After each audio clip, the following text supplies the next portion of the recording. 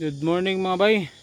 Mag-i-spray muna tayo dito sa ating mga durian yan kasi medyo na-busy tayo, no. Na-late na tayo, 2 linggo na tumahigit hindi pa tayo nakapag-spray. Dahil nagdudurian tayo ng pakunti-kunti mga bay, kaya na ano tong durian natin na sobra sa schedule. Kaya apply natin ng spray mga bay kasi yan, dami na namang ano, mga kalaban mga bay. Yung mga puti-puti na yan, no. Kaya mag-apply tayo ng spray ngayon. Ligo kung ligo talaga tayo pag nag-spray tayo mga bay, para epektibo. Pati yung puno.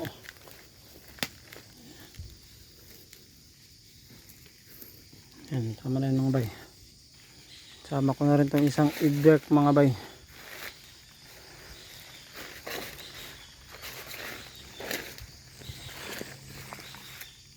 Ito, maganda na rin ito mga bayo.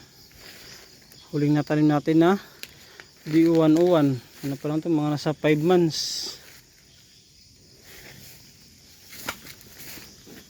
Pero ang ganda na ng kanyang purma.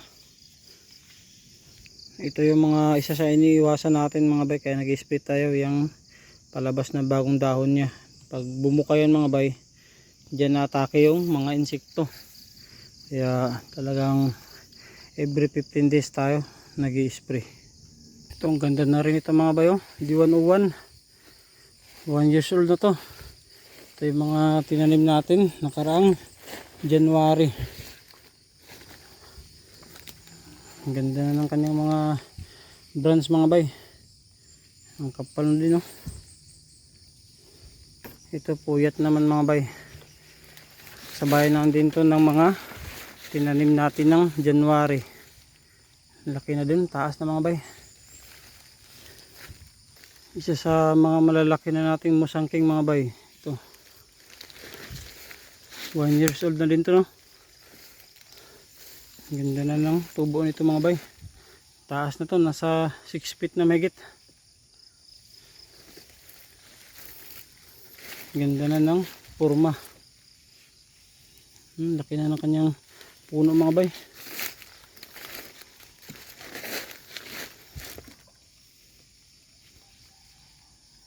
Ito rin yung isa nating malaki na musangking na mga bay, 1 years old. Yan, ganda na ng mga branch, oh. Shoutout kaya na talaga Sir Bobong Cordero. Legit musangking talaga mga bay kapag sa kanya kayo bibili ng seedlings. Tapos yung ano pa, rootstock niya talagang native, kaya maganda talaga yung tubo mga bay. At yun lang muna mga bay, no. Yung mga maliliit lang muna yung in-apply natin ng spray. Sunod na araw na muna yung mga ano, ganyang kalaki mga bay, kasi gagamitan na natin yan ng power spray. At maraming salamat sa panonood mga bay. Ingat po tayo palagi.